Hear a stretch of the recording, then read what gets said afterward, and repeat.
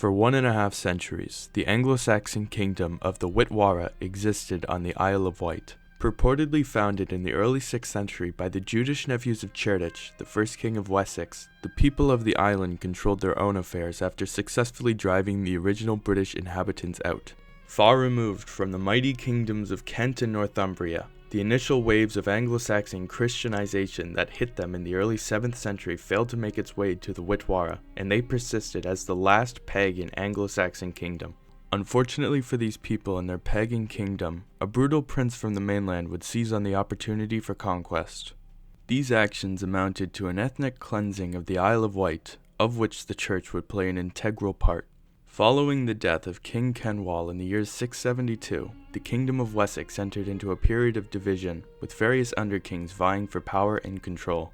One of these men was Caedwalla, an exiled prince from the royal family. During his exile, he raised an army and descended upon the kingdom of Sussex during the mid-680s, wasting her with cruel slaughter and devastation, according to Bede. He slew the king Athelwald before being driven out of the kingdom, now turning his ire to the land which had rejected him, seeking the crown of Wessex for himself. He forced the major figure in Wessex at that time, King Kentwine, to retire to a monastery in either 685 or 686, allowing him to make himself king of Wessex. Although a pagan, Caedwalla's rise to violent success was aided by Wilfrid, the former Bishop of York. Having been leading a plague-ridden mission to Sussex during Caedwalla's first ravaging of the country, he allied himself with the invader, becoming his main advisor. Caedwalla rewarded Wilfrid generously with lands across the kingdom, and in return he advised the king and thus sanctioned his violent wars of subjugation. Sussex would become his target yet again, after having previously succeeded in repelling him. Berthun, one of the ealdormen who came to power after dealing with Caedwalla, was slain, and the kingdom was reduced to a state of complete ruin and subjugation. He went on to Kent following this victory, which he ravaged alongside his brother, Mull. Having subdued his eastern neighbours, the king finally turned his attention to the Wihtwara. This war was intended to completely erase the Wihtwara from the earth, being replaced on the island by loyal settlers from the mainland. Historians believe that Wilfrid's support for the invasion could have been based on an understanding that if Caedwalla had victory over his opponents, he would consider it a sign from God. He also was persuaded in the form of earthly possessions, for Caedwalla promised him control over a quarter of the island's land. The Wihtwara, under King Arwald, were no match against the superior numbers of the West Saxons, and the king was slain in the fighting. The degree and severity to which Caedwalla enacted his extermination plans is unrecorded, but it is clear that it especially did not end well for the royal family.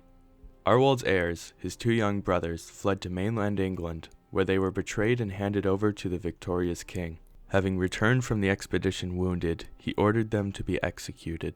Before this could happen, however, the king was persuaded by Cynibert, the abbot of Redbridge, to allow the boys to be baptized before their death.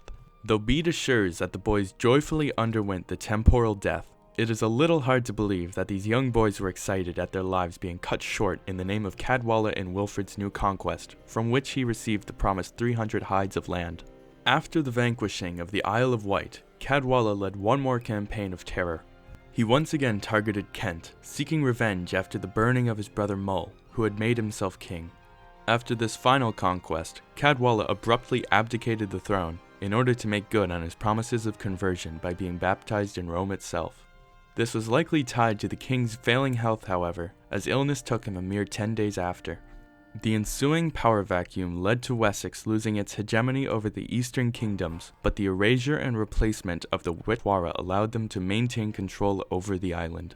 Wilfrid remained an influential member of the Anglo-Saxon Church for the next 2 decades, a period fraught with extensive political machinations both by and against him.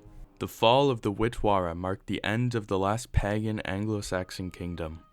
This final victory of Christianity was not one of the earlier proselytizations, but instead ethno-religious cleansing. Religion was used as a tool by the powerful pagan king and his advisor to justify their invasion and slaughter, with it used to excuse the demise of the young heirs to the kingdom. Despite the question of the severity of the cleansing of the Isle of Wight remaining, the death of the kingdom is undeniable. From then on, the island was tied to Wessex, being integrated into the larger kingdom, her independent identity entirely erased.